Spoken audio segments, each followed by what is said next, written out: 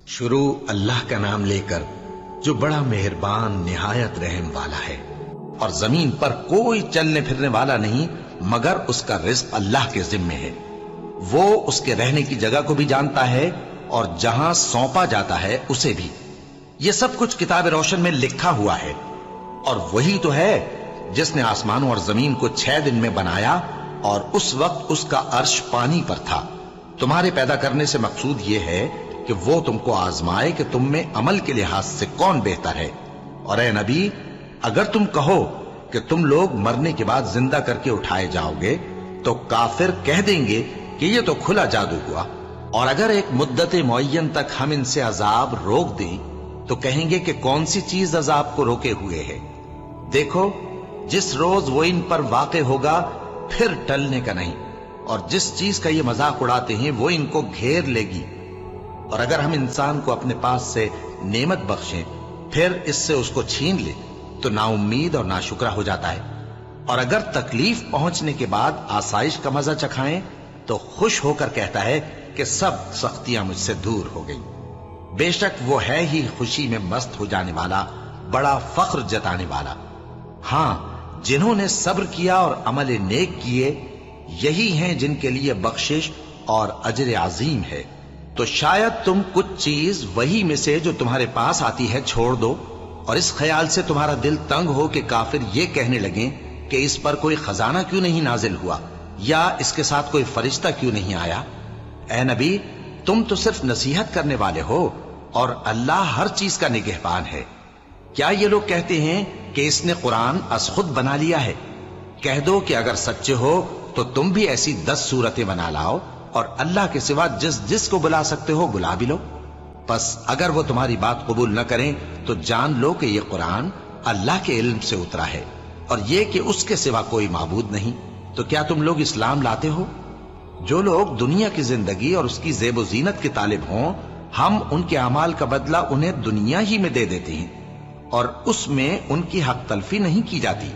یہ وہ لوگ ہیں جن کے لیے آخرت میں آتش جہنم کے سوا اور کچھ نہیں، اور جو عمل انہوں نے دنیا میں کیے سب برباد، اور جو کچھ یہ کرتے رہے سب ضائع ہوا۔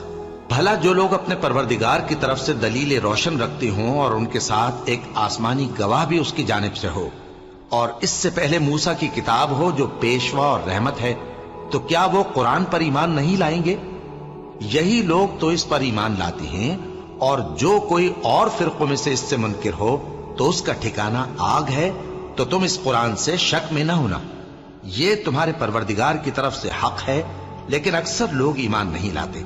اور اس سے بڑھ کر ظالم کون ہوگا جو اللہ پر جھوٹ باندھے؟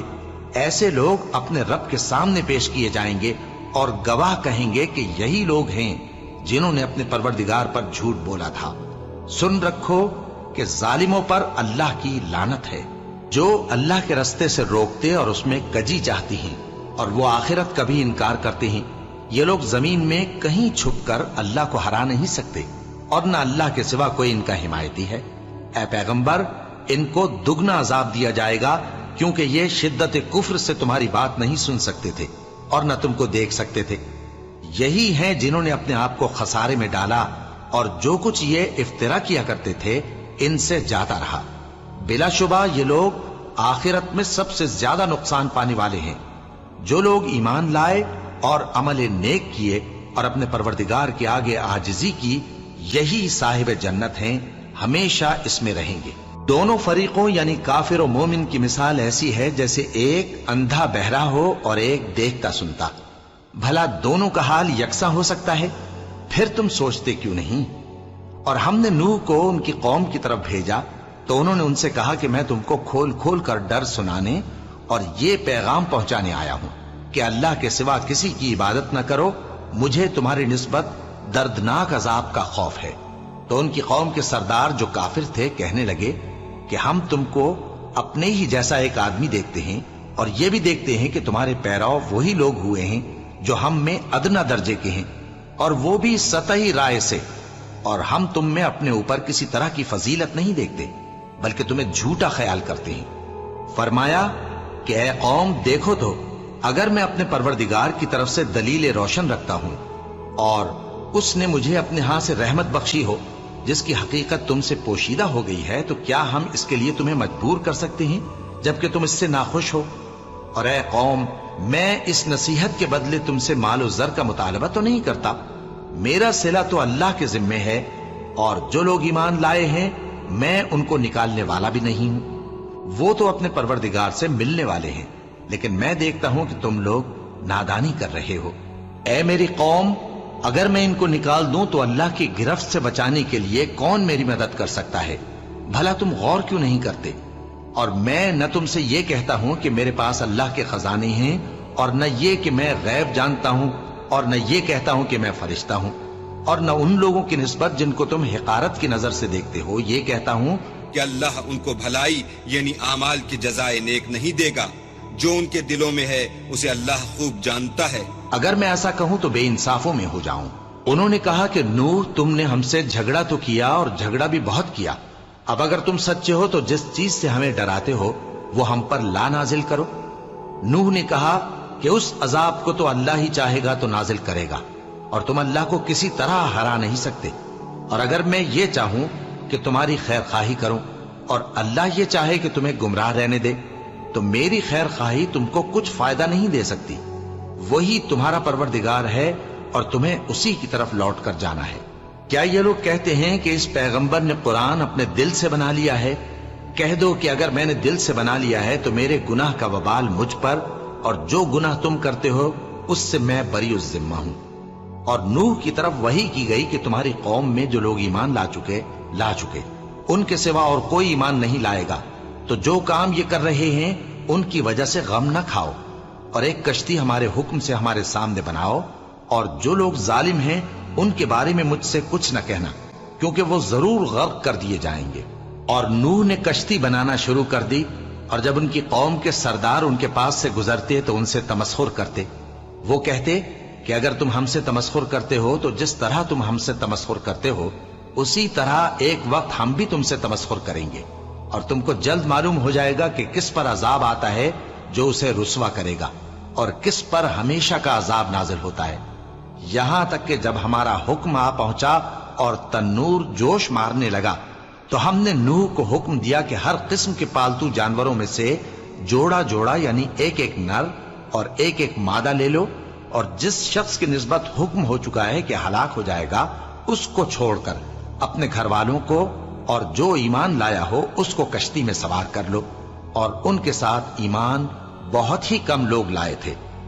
نوح نے کہا کہ اللہ کا نام لے کر کہ اسی کے کرم سے اس کا چلنا اور ٹھہرنا ہے، اس میں سوار ہو جاؤ، بے شک میرا پروردگار بخشنے والا ہے، مہربان ہے۔ اور وہ ان کو لے کر طوفان کی لہروں میں چلنے لگی۔ لہریں کیا تھیں؟ گویا پہاڑ تھے۔ اس وقت نوح نے اپنے بیٹے کو جو کشتی سے الگ تھا پکارا کہ بیٹا ہمارے ساتھ سوار ہو جا اور کافروں میں شامل نہ ہو۔ اس نے کہا کہ میں ابھی پہاڑ سے جا لگوں گا، وہ مجھے پانی سے بچا لے گا۔ فرمایا کہ آج اللہ کے عذاب سے کوئی بچانے والا نہیں اور نہ کوئی بچ سکتا ہے مگر وہی جس پر اللہ رحم کرے۔ اتنے میں دونوں کے درمیان لہر حائل ہو گئی اور وہ ڈوب کر رہ گیا، اور حکم دیا گیا کہ اے زمین اپنا پانی نگل جا، اور اے آسمان تھم جا، اور پانی خشک ہو گیا اور کام تمام کر دیا گیا، اور کشتی کوہ جودی پر جا ٹھہری، اور کہہ دیا گیا کہ بے انصاف لوگوں پر لعنت۔ اور نوح نے اپنے پروردگار کو پکارا اور کہا کہ پروردگار، میرا بیٹا بھی میرے گھر والوں میں ہے، تو اس کو بھی نجات دے، تیرا وعدہ سچا ہے اور تو بہترین حاکم ہے۔ اللہ نے فرمایا کہ اے نوح، وہ تیرے گھر والوں میں نہیں ہے، وہ تو سراسر بد عمل ہے، تو جس چیز کی تم کو حقیقت معلوم نہیں اس کے بارے میں مجھ سے درخواست ہی نہ کرو، اور میں تم کو نصیحت کرتا ہوں کہ نادان نہ بنو۔ نوح نے کہا پروردگار، میں تجھ سے پناہ مانگتا ہوں کہ ایسی چیز کی تجھ سے درخواست کروں جس کی حقیقت مجھے معلوم نہیں، اور اگر تو مجھے نہیں بخشے گا اور مجھ پر رحم نہیں فرمائے گا تو میں تباہ ہو جاؤں گا۔ حکم ہوا کہ نوح ہماری طرف سے سلامتی اور برکتوں کے ساتھ جو تم پر اور تمہارے ساتھ کی جماعتوں پر نازل کی گئی ہیں اتر آؤ، اور کچھ اور جماعتیں ہوں گی جن کو ہم دنیا کے فوائد سے بہرہ مند کریں گے، پھر ان کو ہماری طرف سے عذاب علیم پہنچے گا۔ یہ حالات غیب کی خبروں میں سے ہیں جو ہم تمہاری طرف بھیجتے ہیں، اور اس سے پہلے نہ تم ہی ان کو جانتے تھے اور نہ تمہاری قوم ہی ان سے واقف تھی، تو صبر کرو کہ انجام پرہیزگاروں ہی کا بھلا ہے۔ اور ہم نے قوم عاد کی طرف ان کے بھائی ہود کو بھیجا۔ انہوں نے کہا، اے میری قوم، اللہ ہی کی عبادت کرو، اس کے سوا تمہارا کوئی معبود نہیں، تم شرک کر کے اللہ پر محض بہتان باندھتے ہو۔ میری قوم، میں اس واعظ و نصیحت کا تم سے کچھ صلہ نہیں مانگتا، میرا صلہ تو اس کے ذمے ہے جس نے مجھے پیدا کیا، بھلا تم سمجھتے کیوں نہیں؟ اور اے قوم، اپنے پروردگار سے بخشش مانگو، پھر اس کے آگے توبہ کرو، وہ تم پر آسمان سے موسلا دھار بارش برسائے گا اور تمہاری طاقت پر طاقت بڑھائے گا، اور دیکھو گناہگار بن کر روگردانی نہ کرو۔ وہ بولے، ہود، تم ہمارے پاس کوئی دلیل ظاہر نہیں لائے، اور ہم صرف تمہارے کہنے سے نہ اپنے معبودوں کو چھوڑنے والے ہیں اور نہ تم پر ایمان لانے والے ہیں۔ ہم تو یہ سمجھتے ہیں کہ ہمارے کسی معبود نے تمہیں تکلیف پہنچا کر دیوانہ کر دیا ہے۔ انہوں نے کہا کہ میں اللہ کو گواہ کرتا ہوں اور تم بھی گواہ رہو کہ جن کو تم اللہ کا شریک بناتے ہو میں ان سے بیزار ہوں، یعنی جن کی اللہ کے سوا عبادت کرتے ہو، تو تم سب مل کر میرے بارے میں جو تدبیر کرنی چاہو کر لو اور مجھے مہلت نہ دو۔ میں اللہ پر، جو میرا اور تمہارا سب کا پروردگار ہے، بھروسہ رکھتا ہوں۔ زمین پر جو چلنے پھرنے والا ہے وہ اللہ کے قبضہ قدرت میں ہے، بے شک میرا پروردگار سیدھے رستے پر ہے۔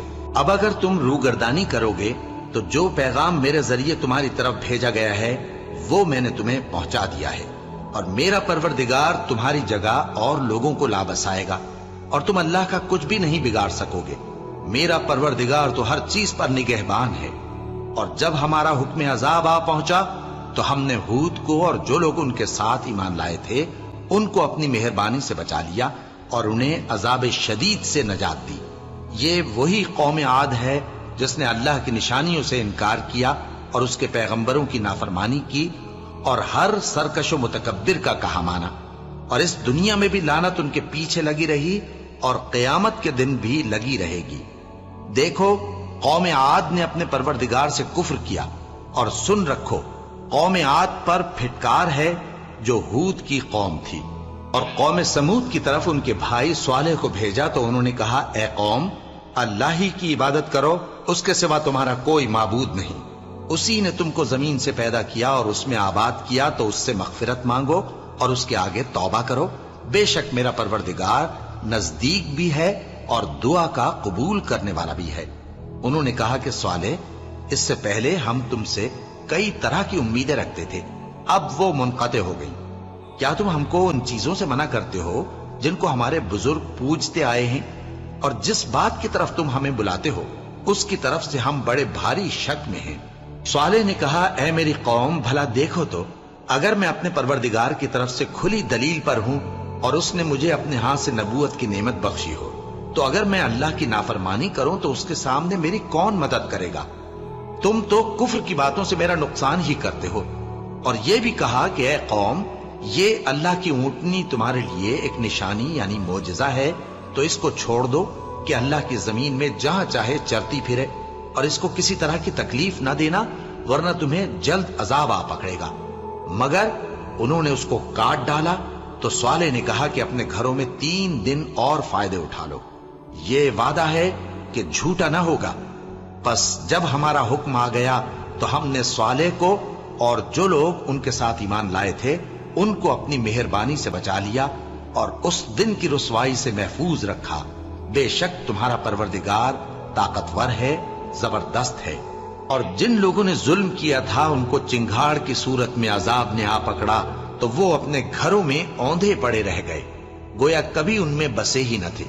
سن رکھو کہ قوم سمود نے اپنے پروردگار سے کفر کیا، اور سن رکھو قوم سمود پر پھٹکار ہے۔ اور ہمارے فرشتے ابراہیم کے پاس بشارت لے کر آئے تو سلام کہا، انہوں نے بھی جواب میں سلام کہا۔ ابھی کچھ وقفہ نہیں ہوا تھا کہ ابراہیم ایک بھنا ہوا بچڑا لے آئے۔ پھر جب دیکھا کہ ان کے ہاتھ کھانے کی طرف نہیں بڑھتے، یعنی وہ کھانا نہیں کھاتے، تو ان کو اجنبی سمجھ کر دل میں خوف کیا۔ فرشتوں نے کہا کہ خوف نہ کیجیے، ہم قوم لوط کی طرف ان کے ہلاک کرنے کو بھیجے گئے ہیں۔ اور ابراہیم کی بیوی جو پاس کھڑی تھی ہنس پڑی، تو ہم نے اس کو اسحاق کی اور اسحاق کے بعد یعقوب کی خوشخبری دی۔ اس نے کہا اے میرے بچہ ہوگا، میں تو بڑھیا ہوں اور یہ میرے میاں بھی بوڑھے ہیں، یہ تو بڑی عجیب بات ہے۔ انہوں نے کہا کیا تم اللہ کی قدرت سے تعجب کرتی ہو؟ اے اہل بیت، تم پر اللہ کی رحمت اور اس کی برکتیں ہیں، وہ لائق تعریف ہے، بڑا ہے۔ پھر جب ابراہیم سے خوف جاتا رہا اور ان کو خوشخبری بھی مل گئی تو قوم لوط کے بارے میں لگے ہم سے بحث کرنے۔ بے شک ابراہیم بڑے تحمل والے، نرم دل اور رجوع کرنے والے تھے۔ اے ابراہیم، اس بات کو جانے دو، تمہارے پروردگار کا حکم آ پہنچا ہے اور ان لوگوں پر عذاب آنے والا ہے جو کبھی نہیں ٹلنے کا۔ اور جب ہمارے فرشتے لوط کے پاس آئے تو وہ ان کے آنے سے غمناک اور تنگ دل ہوئے اور کہنے لگے کہ آج کا دن بڑی مشکل کا دن ہے۔ اور لوط کی قوم کے لوگ ان کے پاس بے تحاشا دوڑتے ہوئے آئے اور یہ لوگ پہلے ہی سے انتہائی بےہودہ حرکتیں کیا کرتے تھے۔ لوط نے کہا کہ اے بھائیو، یہ جو میری قوم کی لڑکیاں ہیں یہ تمہارے لیے جائز اور پاک ہیں، تو اللہ سے ڈرو اور میرے مہمانوں کے بارے میں مجھے بے آبرو نہ کرو۔ کیا تم میں کوئی بھی شائستہ آدمی نہیں؟ وہ بولے تم کو معلوم ہے کہ تمہاری ان بیٹیوں کی ہمیں کچھ حاجت نہیں، اور جو ہماری غرض ہے اسے تم خوب جانتے ہو۔ لوط نے کہا اے کاش مجھ میں تمہارے مقابلے کی طاقت ہوتی یا میں کسی مضبوط قلعے میں پناہ لے لیتا۔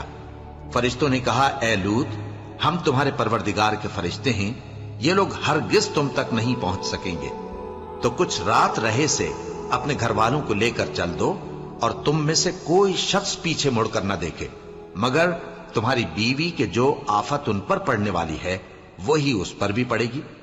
ان کے عذاب کے وعدے کا وقت صبح ہے، اور کیا صبح کچھ دور ہے؟ پھر جب ہمارا حکم آیا ہم نے اس بستی کو الٹ کر نیچے اوپر کر دیا اور ان پر پتھر کی تہ بتہ کنکریاں برسائیں جن پر تمہارے پروردگار کے ہاں سے نشان کیے ہوئے تھے، اور وہ بستی ان ظالموں سے کچھ دور نہیں۔ اور مدین کی طرف ان کے بھائی شعیب کو بھیجا تو انہوں نے کہا کہ اے قوم، اللہ ہی کی عبادت کرو کہ اس کے سوا تمہارا کوئی معبود نہیں، اور ناپ اور تول میں کمی نہ کیا کرو، میں تو تم کو آسودہ حال دیکھتا ہوں، اور اگر تم ایمان نہ لاؤ گے تو مجھے تمہارے بارے میں ایک ایسے دن کے عذاب کا خوف ہے جو تم کو گھیر کر رہے گا۔ اور اے میری قوم، ناپ اور تول انصاف کے ساتھ پوری کیا کرو، اور لوگوں کو ان کی چیزیں کم نہ دیا کرو، اور زمین میں خرابی کرتے نہ پھرو۔ اگر تم کو میرے کہنے کا یقین ہو تو اللہ کا دیا ہوا نفع ہی تمہارے لیے بہتر ہے، اور میں تمہارا نگہبان نہیں ہوں۔ انہوں نے کہا اے شعیب، کیا تمہاری نماز تمہیں یہ سکھاتی ہے کہ جن کو ہمارے باپ دادا پوجتے آئے ہیں ہم ان کو ترک کر دیں، یا اپنے مال میں تصرف کرنا چاہیں تو نہ کریں؟ تم تو بڑے نرم دل اور بڑے سیدھے ہو۔ انہوں نے کہا کہ اے قوم، دیکھو تو اگر میں اپنے پروردگار کی طرف سے دلیل روشن پر ہوں اور اس نے اپنے ہاں سے مجھے نیک روزی دی ہو تو کیا میں اپنا فرض ادا نہ کروں؟ اور میں نہیں چاہتا کہ جس بات سے میں تمہیں منع کروں خود اس کو کرنے لگوں۔ میں تو جہاں تک مجھ سے ہو سکے تمہارے معاملات کی اصلاح چاہتا ہوں، اور اس بارے میں مجھے توفیق کا ملنا اللہ ہی کے فضل سے ہے۔ میں اسی پر بھروسہ رکھتا ہوں اور اسی کی طرف رجوع کرتا ہوں۔ اور اے قوم، میری مخالفت تم سے کوئی ایسا کام نہ کرا دے کہ جیسی مصیبت نوح کی قوم یا ہود کی قوم یا صالح کی قوم پر واقع ہوئی تھی ویسی ہی مصیبت تم پر واقع ہو۔ اور لوط کی قوم کا زمانہ تو تم سے کچھ دور نہیں، اور اپنے پروردگار سے بخشش مانگو اور اس کے آگے توبہ کرو، بے شک میرا پروردگار بڑا مہربان ہے، بہت محبت کرنے والا ہے۔ انہوں نے کہا کہ شعیب، تمہاری بہت سی باتیں ہماری سمجھ میں نہیں آتی، اور ہم دیکھتے ہیں کہ تم ہم میں کمزور بھی ہو، اور اگر تمہارے بھائی بند نہ ہوتے تو ہم تم کو سنسار کر دیتے، اور تم ہم پر کسی طرح بھی غالب نہیں ہو۔ انہوں نے کہا کہ اے قوم، کیا میرے بھائی بندوں کا دباؤ تم پر اللہ سے زیادہ ہے، اور اس کو تم نے پیٹھ پیچھے ڈال رکھا ہے؟ میرا پروردگار تو تمہارے سب اعمال کا احاطہ کیے ہوئے ہے۔ اور اے قوم، تم اپنی جگہ کام کیے جاؤ، میں اپنی جگہ کام کیے جاتا ہوں۔ تم کو ان قریب معلوم ہو جائے گا کہ رسوا کرنے والا عذاب کس پر آتا ہے اور جھوٹا کون ہے، اور تم بھی انتظار کرو، میں بھی تمہارے ساتھ انتظار کرتا ہوں۔ اور جب ہمارا حکم آ پہنچا تو ہم نے شعیب کو اور جو لوگ ان کے ساتھ ایمان لائے تھے ان کو تو اپنی رحمت سے بچا لیا، اور جو ظالم تھے ان کو چنگھاڑ نے آ دبوچا، تو وہ اپنے گھروں میں اوندھے پڑے رہ گئے، گویا ان میں کبھی بسے ہی نہ تھے۔ سن رکھو کہ مدین پر ویسی ہی پھٹکار ہے جیسی سمود پر پھٹکار تھی، اور ہم نے موسیٰ کو اپنی نشانیاں اور دلیل روشن دے کر بھیجا فرعون اور اس کے سرداروں کی طرف، تو وہ فرعون ہی کے حکم پر چلتے رہے، حالانکہ فرعون کا حکم درست نہیں تھا۔ وہ قیامت کے دن اپنی قوم کے آگے آگے چلے گا، پھر ان کو دوزخ میں جا اتارے گا، اور جس مقام پر وہ اتارے جائیں گے وہ برا ہے۔ اور اس جہان میں بھی لعنت ان کے پیچھے لگا دی گئی، اور قیامت کے دن بھی پیچھے لگی رہے گی۔ جو انعام ان کو ملا ہے برا ہے۔ یہ پرانی بستیوں کے تھوڑے سے حالات ہیں جو ہم تم سے بیان کرتے ہیں، ان میں سے بعض تو باقی ہیں اور بعض تہس نہس ہو گئی، اور ہم نے ان لوگوں پر ظلم نہیں کیا بلکہ انہوں نے خود اپنے اوپر ظلم کیا۔ غرض جب تمہارے پروردگار کا حکم آ پہنچا تو جن معبودوں کو وہ اللہ کے سوا پکارا کرتے تھے وہ ان کے کچھ بھی کام نہ آئے، اور بربادی کے سوا انہیں اور کچھ نہ دے سکے۔ اور تمہارا پروردگار جب نافرمان بستیوں کو پکڑا کرتا ہے تو اس کی پکڑ اسی طرح کی ہوتی ہے، بے شک اس کی پکڑ دکھ دینے والی سخت ہے۔ ان قصوں میں اس شخص کے لیے جو عذاب آخرت سے ڈرے عبرت ہے۔ یہ وہ دن ہوگا جس میں سب اکٹھے کیے جائیں گے، اور یہی وہ دن ہوگا جس میں سب اللہ کے روبرو حاضر کیے جائیں گے، اور ہم اس کے لانے میں ایک وقت معین تک تاخیر کر رہے ہیں۔ جس روز وہ آ جائے گا تو کوئی شخص اللہ کے حکم کے بغیر بول بھی نہیں سکے گا۔ پھر ان میں سے کچھ بدبخت ہوں گے اور کچھ نیک بخت، تو جو بدبخت ہوں گے وہ دوزخ میں ڈال دیے جائیں گے، اس میں ان کو چلانا اور دھاڑنا ہوگا۔ جب تک آسمان و زمین ہیں وہ اسی میں رہیں گے مگر جتنا تمہارا پروردگار چاہے، بے شک تمہارا پروردگار جو چاہتا ہے کر دیتا ہے۔ اور جو نیک بخت ہوں گے وہ بہشت میں داخل کیے جائیں گے، اور جب تک آسمان اور زمین ہیں ہمیشہ اسی میں رہیں گے مگر جتنا تمہارا پروردگار چاہے۔ یہ اللہ کی بخشش ہے جو کبھی منقطع نہیں ہوگی۔ تو یہ لوگ جو غیر اللہ کی پرستش کرتے ہیں اس سے تم شک میں نہ پڑنا، یہ اسی طرح پرستش کرتے ہیں جس طرح پہلے سے ان کے باپ دادا پرستش کرتے آئے ہیں، اور ہم ان کو ان کا حصہ پورا پورا بغیر کچھ کم کیے دینے والے ہیں۔ اور ہم نے موسیٰ کو کتاب دی تو اس میں اختلاف کیا گیا، اور اگر تمہارے پروردگار کی طرف سے ایک بات پہلے نہ ہو چکی ہوتی تو ان میں فیصلہ کر دیا جاتا، اور وہ تو اس کی طرف سے بڑے بھاری شک میں پڑے ہوئے ہیں۔ اور تمہارا پروردگار ان سب کو قیامت کے دن ان کے اعمال کا پورا پورا بدلہ دے گا، بے شک جو عمل یہ کرتے ہیں وہ اس سے واقف ہے۔ سو اے پیغمبر، جیسا تم کو حکم ہوتا ہے اس پر تم اور جو لوگ تمہارے ساتھ تائب ہوئے ہیں قائم رہو، اور حد سے تجاوز نہ کرنا، وہ تمہارے سب اعمال کو دیکھ رہا ہے۔ اور مسلمانوں، جو لوگ ظالم ہیں ان کی طرف مائل نہ ہونا، نہیں تو تمہیں بھی دوزخ کی آگ آ لپٹے گی، اور اللہ کے سوا تمہارے کوئی دوست نہیں ہوں گے، پھر تمہیں کوئی مدد بھی نہ ملے گی۔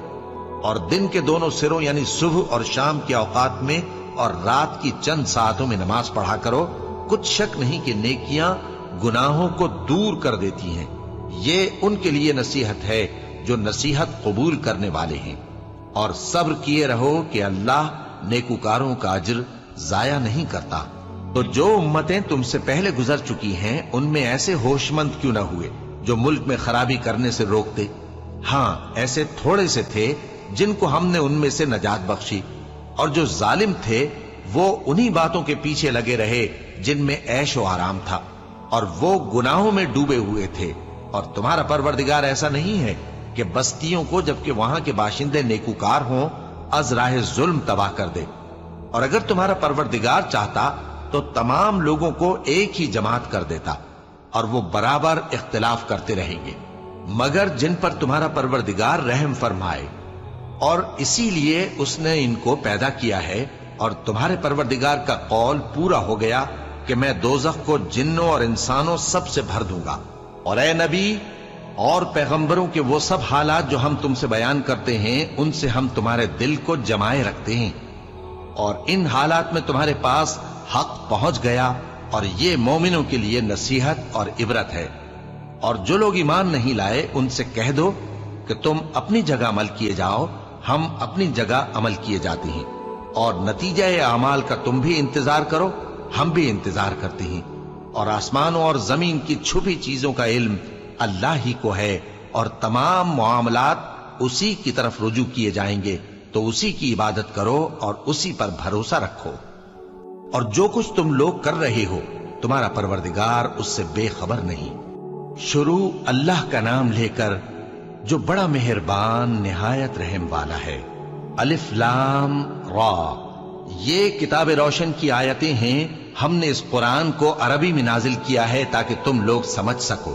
اے پیغمبر، ہم اس قرآن کے ذریعے سے جو ہم نے تمہاری طرف بھیجا ہے تمہیں ایک نہایت اچھا قصہ سناتے ہیں، اور تم اس سے پہلے بے خبر تھے۔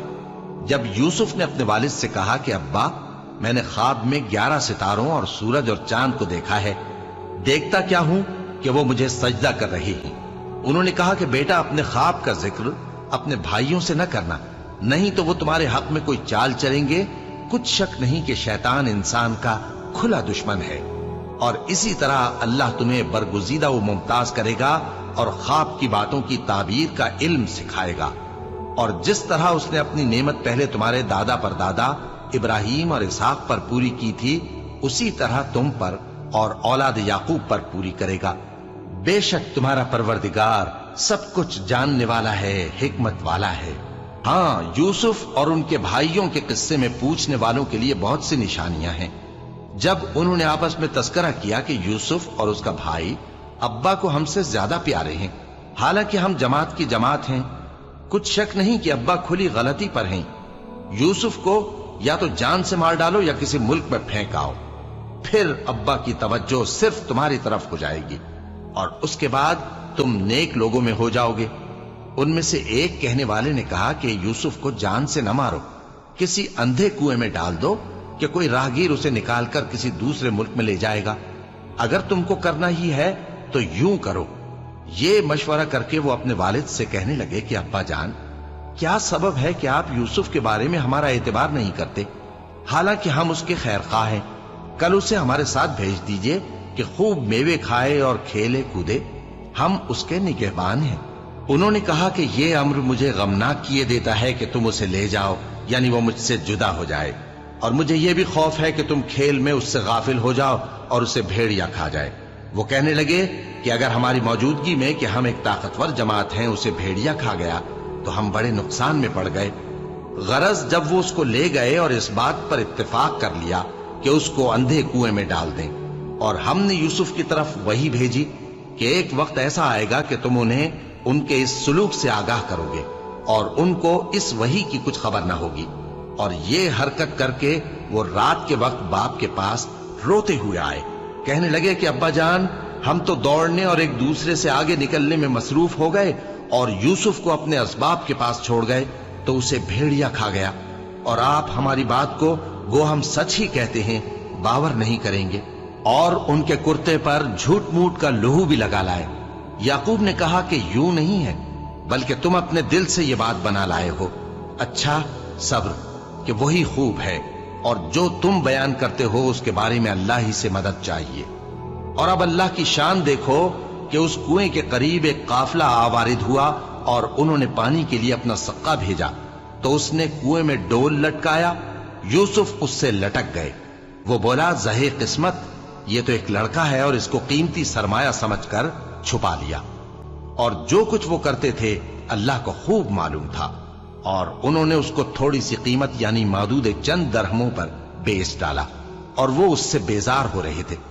اور مصر میں جس شخص نے اس کو خریدا، اس نے اپنی بیوی سے جس کا نام زلیخا تھا کہا کہ اس کو عزت و اکرام سے رکھو، عجب نہیں کہ یہ ہمیں فائدہ دے یا ہم اسے بیٹا بنا لیں۔ اس طرح ہم نے یوسف کو سرزمین مصر میں جگہ دی، اور غرض یہ تھی کہ ہم ان کو خواب کی باتوں کی تعبیر سکھائیں۔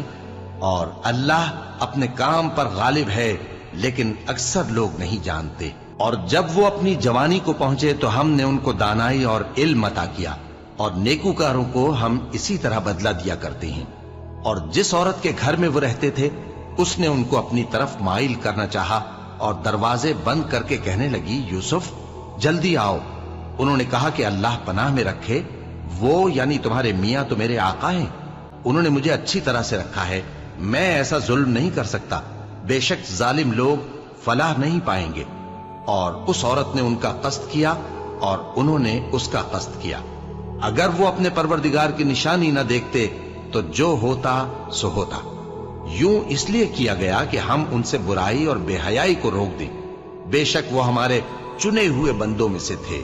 اور دونوں دروازے کی طرف بھاگے، آگے یوسف پیچھے زلیخا، اور عورت نے ان کا کرتا پیچھے سے پکڑ کر جو کھینچا تو پھاڑ ڈالا، اور دونوں کو دروازے کے پاس عورت کا خاوند مل گیا۔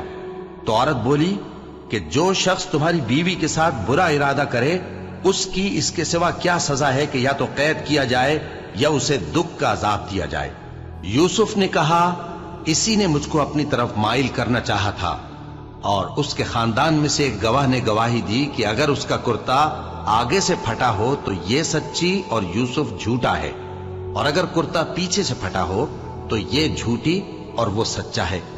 سو جب اس کا کرتا دیکھا تو پیچھے سے پھٹا تھا، تب اس نے زلیخا سے کہا کہ یہ تمہارا ہی فریب ہے، اور کچھ شک نہیں کہ تم عورتوں کے فریب بڑے بھاری ہوتے ہیں۔ یوسف اس بات کا خیال نہ کر، اور زلیخا تو اپنے گناہ کی بخشش مانگ، بے شک خطا تیری ہی ہے۔ اور شہر میں عورتیں گفتگویں کرنے لگیں کہ عزیز کی بیوی اپنے غلام کو اپنی طرف مائل کرنا چاہتی ہے، اور اس کی محبت اس کے دل میں گھر کر گئی ہے، ہم دیکھتی ہیں کہ وہ کھلی گمراہی میں ہے۔ پھر جب زلیخا نے ان عورتوں کی گفتگو جو حقیقت میں دیدار یوسف کے لیے ایک چال تھی سنی، تو ان کے پاس دعوت کا پیغام بھیجا اور ان کے لیے ایک محفل مرتب کی، اور پھل تراشنے کے لیے ہر ایک کو ایک ایک چھری دی، اور یوسف سے کہا کہ ان کے سامنے آؤ۔ جب عورتوں نے ان کو دیکھا تو ان کا روب حسن ان پر ایسا چھا گیا کہ پھل تراشتے تراشتے اپنے ہاتھ کاٹ لیے، اور بے ساختہ بول اٹھیں کہ اللہ پاک ہے، یہ آدمی نہیں، یہ تو کوئی بزرگ فرشتہ ہے۔ زلیخا نے کہا تو یہ وہی ہے جس کے بارے میں تم مجھے تانے دیتی تھیں، اور بے شک میں نے اس کو اپنی طرف مائل کرنا چاہا مگر یہ بچا رہا، اور اگر یہ وہ کام نہ کرے گا جو میں اسے کہتی ہوں تو قید کر دیا جائے گا اور ذلیل ہوگا۔ یوسف نے دعا کی کہ پروردگار جس کام کی طرف یہ مجھے بلاتی ہیں اس کی نسبت مجھے قید پسند ہے، اور اگر تو مجھ سے ان کے فریب کو نہ ہٹائے گا تو میں ان کی طرف مائل ہو جاؤں گا اور نادانوں میں سے ہو جاؤں گا۔ پس ان کے رب نے ان کی دعا قبول کر لی اور ان سے عورتوں کا داؤں ٹال دیا، بے شک وہی تو سننے والا ہے، جاننے والا ہے۔ پھر باوجود اس کے کہ وہ لوگ ان کی بے گناہی کے نشان دیکھ چکے تھے، ان کی رائے یہی ٹھہری کہ کچھ عرصے کے لیے ان کو قید ہی کر دیں، اور ان کے ساتھ دو اور جوان بھی داخل زندہ ہوئے۔ ایک نے ان میں سے کہا کہ میں نے خواب دیکھا ہے، دیکھتا کیا ہوں کہ شراب کے لیے انگور نچوڑ رہا ہوں۔ دوسرے نے کہا کہ میں نے بھی خواب دیکھا ہے، میں یہ دیکھتا ہوں کہ اپنے سر پر روٹیاں اٹھائے ہوئے ہوں اور پرندے ان میں سے کھا رہے ہیں، تو ہمیں ان کی تعبیر بتا دیجئے کہ ہم تمہیں نیکوکار دیکھتے ہیں۔ یوسف نے کہا کہ جو کھانا تم کو ملنے والا ہے وہ آنے نہیں پائے گا کہ میں اس سے پہلے تم کو اس کی تعبیر بتا دوں گا۔ یہ ان باتوں میں سے ہے جو میرے پروردگار نے مجھے سکھائی ہیں۔ جو لوگ اللہ پر ایمان نہیں لاتے اور آخرت کا انکار کرتے ہیں، میں نے ان کا مذہب چھوڑ دیا ہے، اور میں اپنے باپ دادا ابراہیم اور اسحاق اور یعقوب کے مذہب پر چلتا ہوں۔ ہمیں شایع نہیں ہے کہ کسی چیز کو اللہ کے ساتھ شریک بنائے، یہ اللہ کا فضل ہے ہم پر بھی اور لوگوں پر بھی، لیکن اکثر لوگ شکر نہیں کرتے۔ اے میرے قید خانے کے رفیقو، بھلا کئی جدا جدا آقا اچھے یا اللہ جو اکیلا ہے سب پر غالب ہے؟ جن چیزوں کی تم اللہ کے سوا پرستش کرتے ہو وہ صرف نام ہی نام ہیں جو تم نے اور تمہارے باپ دادا نے رکھ لیے ہیں، اللہ نے ان کی کوئی سند نازل نہیں کی۔ سن رکھو کہ اللہ کے سوا کسی کی حکومت نہیں ہے، اس نے ارشاد فرمایا ہے کہ اس کے سوا کسی کی عبادت نہ کرو، یہی سیدھا دین ہے، لیکن اکثر لوگ نہیں جانتے۔ اے میرے قید خانے کے رفیقو، تم میں سے ایک جو پہلا خواب بیان کرنے والا ہے وہ تو اپنے آقا کو شراب پلایا کرے گا، اور جو دوسرا ہے وہ سولی دیا جائے گا اور پرندے اس کا سر نوچ کھائیں گے۔ جو بات تم مجھ سے پوچھتے تھے وہ فیصل ہو چکی ہے، اور ان دونوں میں سے جس کی نسبت یوسف نے خیال کیا کہ وہ رہائی پا جائے گا، اس سے کہا کہ اپنے آقا سے میرا ذکر بھی کر دینا۔